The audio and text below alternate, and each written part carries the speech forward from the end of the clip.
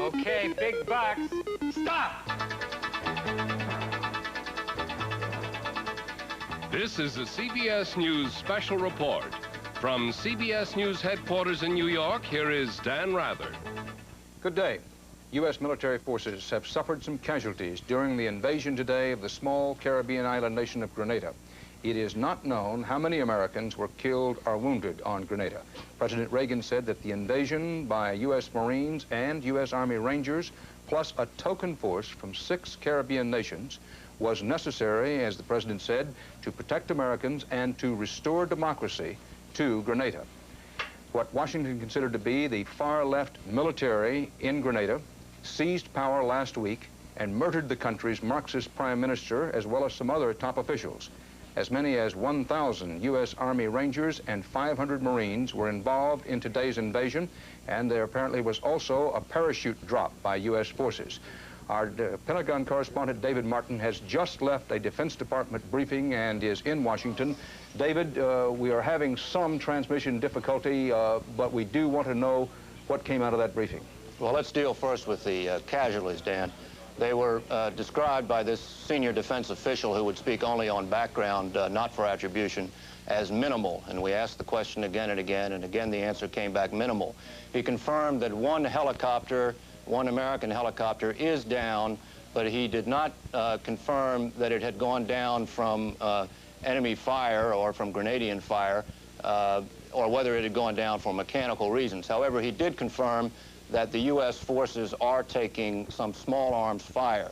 Now, the U.S. forces have landed in 2 places, and if I can show you on the map where, there are a total of 1,900 American soldiers, Marines and Army Rangers. The Marines have landed at Pearls Airport here in the north, and they are responsible for securing the northern half of the island. The U.S. Army Rangers from Fort Lewis, Washington, and Fort Stewart, Georgia, have landed at Salinas Airfield down here. Some of them went in a parachute drop. Others were landed at the airfield after the airfield was secured. They are responsible for the southern half of the island. The medical school at St. George's, where most of the Americans, citizens in Grenada live, has been secured. However, that still leaves several hundred Americans who are retirees and who live and work in Grenada about the island, and we do not know what their status is, whether they have, for instance, been taken hostages. There is, as yet, no evacuation of any Americans on the island. David, I'm sorry to interrupt, but if we could go back to a wide shot of the island map, and I want to emphasize to you, we're having some transmission difficulties, and it's a little hard for us to see. If you would point to St. George's on the map, that's where the American school is. It's on the west coast of the island, about 1/3 of the way up. St. George's is here. All right. That's where the American school, the medical school, is located, is it not? Yes. We just wanted to make that clear because we were talking about a 3rd place on the island. There are 3 basic locations if one wants to talk about the military operation. St. George's, which is the largest concentration of population on the island, is one. Now let's move down to the southern part of the island. This is the smaller airstrip. That's where the airdrop by U.S. Rangers was it not? Yes, but Dan, this is the larger airstrip. This is the one that President Reagan has shown overhead photos of, the one that is being lengthened to a length of 10,000 feet. All right, and that's where so far as we know, that's where the Cubans were. That's right. There are about 500 Cuban construction workers there, plus a much smaller but not specified number of Cuban military advisors. The Grenadian army numbers about 1,200, and then they have a militia which was called up over the weekend, which numbers someplace between 1,000 and 5,000, depending on how many they were able to call up.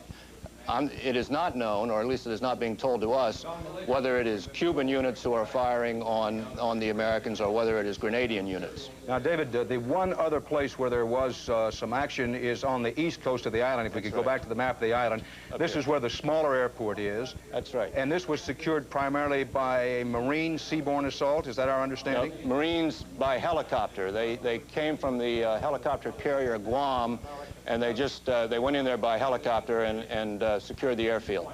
Now, David, it's very difficult, I think, to get some idea of two things. One, where this island is located, and two, the distances, the size of the island and the distances involved.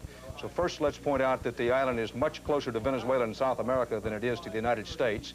Now, the overall size of the island in terms of area is about 130 square miles. It'd be roughly the size, geographically, of the city of Philadelphia. It has about 110,000 people. That make it, on the whole island, that'd be about the size of Cedar Rapids, Iowa. Now, do you know the distances involved here? Roughly how far is it from St. George's down to the larger airport where the Cubans were? Well, we have a scale on this map, and that is 2 miles there. So if I were to lay that on here, it looks like about 2 miles between St. George's and the airport. All right, St. George's and the airport where the U.S. Rangers made an airdrop, a parachute assault, and about how far would it be from St. George's across the island to the other airstrip where the Marines made their helicopter assault? Well, let's just quickly go across 2, 4, 6, maybe 8 to 10 miles. Which gives us some aid in getting in context just how small this island is. That while it may look large on that map, that it is indeed a tiny island. Anything else about the casualties?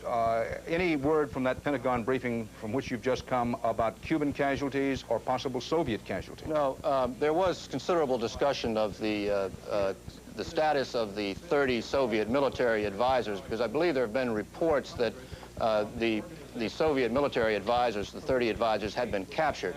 That was specifically denied. The briefer said that the Soviet personnel are not in our custody. They are being treated as third country nationals. They are free to leave as they wish. It was not clear that the Cubans are in our custody. All that was said there was that we hope that the Cuban construction workers leave as a group, and then it was pointed out that there is a Cuban ship in the harbor at St. George's here, and obviously the aim is to load them on that ship. David, so far as we know, the casualties that were mentioned among Americans were casualties involving U.S. military people. Was there any word of casualties of American civilians on the island? The question was asked, and there was no answer. So here's what we know, or what we're told by the Pentagon, that there were some American military casualties. How many and the extent to which we took casualties is unknown. Is that correct? That's correct. They're described repeatedly as minimal. One helicopter was hit and down. We have no other details on that. No, one helicopter went down. They are not sure whether or not it went down as a result of being fired on. The Cubans, we are not certain whether any Cubans were wounded or killed. That's right. We are not certain whether any Soviet advisors or Soviet nationals were hit or killed. That's right, and no reports that they were. At last report, were the American forces taking any gunfire anywhere? Yes, they were taking small arms fire, but it was not made clear whether the small arms fire was occurring up here at Pearls or down here at Salinas. And the Army troops came from Fort Lewis in Washington and Fort Stewart in Georgia. That's right. And the Marines were those Marines who left Camp Lejeune, North Carolina, a week or 10 days ago, maybe less than that, originally headed for Beirut, but diverted to this area for this assault. That's right, and there are a total of 1,900 Marines. Only a small portion of them, or say half of them, have been put on the island now. So there are reinforcements both for the Marines and for the Rangers at bases in the United States. David, we want to go to Bill Plant, our White House correspondent, but if you'll stand by there at the Defense Department. Bill, the White House has been following what's happening on Grenada, obviously. Also, they've been charting reaction. What's your assessment of the overall reaction they've been getting from Capitol Hill, the American public, and from on Grenada itself? Dan, as you know, there were congressional leaders in here last night and again early this morning to be briefed on this operation. The reports coming out of that vary a little bit. The chairman of the Senate Foreign Relations Committee, Senator Percy of Illinois, did say that there was no great congressional objection But we have also heard that Speaker O'Neill may in fact have had more than a few objections. So I think the reaction from Capitol Hill is going to build as the day goes on. I want to note, Dan, that we did hear the president a little earlier this morning when cameras were in the Oval Office taking photographs, respond to a question about casualties. He said that there had been casualties. I know there are casualties, he said, but I don't have any official report right now. Now, of course, we don't know for certain whether he meant U.S. casualties or not. What's going on behind me at the moment is the regular daily White House press briefing with Deputy Press Secretary Larry Speaks, who is running over the events of last night and early this morning. So far, nothing new. Dan? Bill, I noticed that Speaks has a map up to his left. I assume that that's a map of Grenada, and he's explaining basically what we've been told at the Pentagon. That's correct, Dan. That's the same map that was used here in an earlier briefing by the Assistant Secretary of State for Inter-American Affairs.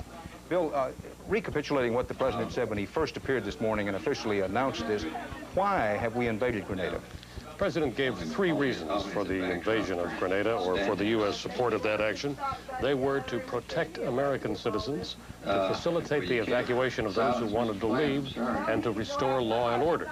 Now, there's been some dispute over just exactly how much there has been, how much reason there has been to be concerned for the safety of the Americans on the island. The Deputy or Assistant Secretary of State, who was in here earlier, claims that they were concerned about possible terrorist actions. They said that those 600 medical students could be a target for hostage-taking. But we had reports much earlier this morning that the dean of the medical school down there didn't believe that there was all that much of a problem. Bill, personally, and frankly, I don't believe this myself, but the question is being asked, people telephoning into our studios, and my question to you is this question being asked at the White House, is whether in any way the timing of this invasion of Grenada was timed to, in effect, knock the sad news from Beirut of 207 U.S. military people killed there into off the front page. And let me just tell you this. We were told this morning that this action in Grenada has been in the planning stage for well over a week. Certainly since the takeover or the elimination of the previous government on the island of Grenada, which was on October 12th, more than a week ago. So if this has been in the planning stages for that long, that probably doesn't have anything to do with the timing of what happened in Beirut. However, we do know that the final go-ahead was given at a meeting of the Joint Chiefs of Staff by the President yesterday. So that would tend to put down any thought that this was suddenly conjured up as something to take the heat off of public opinion in Beirut. Clearly, if it's been in the planning stages for a week or 10 days, that it wasn't something that suddenly came up and the military said, we want to go in, and the president said, yes, go in. It looks that way, Dan. Thank you, Bill Plant. If you'll continue to stand by, as David Martin is at the Pentagon right now, we want to point out that we monitored just a short time ago an English-language broadcast by Moscow radio giving the Soviet version of what happened this morning on Grenada. Using concocted pretexts, the Reagan administration sent over 20 warships to Grenada's shores. Speaking in Washington on the subject, the president cynically said that the goal was to demonstrate the determination of the United States to defend its so-called backyard and not to permit, as you said, communist presence in the Western Hemisphere. In this way, Washington is indicating that Grenada is only the first target of United States armed intervention in the affairs of countries in the Caribbean and in Central America, whose policies don't suit the United States. That was Radio Moscow, as monitored a short while ago. Reviewing quickly, U.S. military forces, along with a token force representing other Caribbean nations, have invaded the small island of Grenada. The U.S. forces have taken some casualties, the extent of which is not yet clear. One U.S. helicopter was downed. Whether it was downed by fire or not is unclear. U.S. Army Rangers from Fort Lewis, Washington and Fort Stewart, Georgia, made an airdrop. About 700 or 1,000 U.S. parachutists made an airdrop at the southern tip of the island of Grenada. U.S. Marines moving by helicopter went up made a landing on the east coast of Grenada, both of those to secure the airports in those locations. The other military action was centered around St. George's and the the school at St. George's, where many Americans attend school, many of them medical students. No casualties have been confirmed among Cubans or Soviets on the island. CBS News will continue to monitor the fast-moving developments in and around Grenada and report them as warranted through the day. We also will be monitoring developments in Beirut, where the death toll of U.S. military men now has reached 207. We'll have full details on both of these stories and all other news on the CBS Evening News. For now, Dan Rather, CBS News, New York. This has been a CBS News special report. Now let's return to the program Press Your Luck.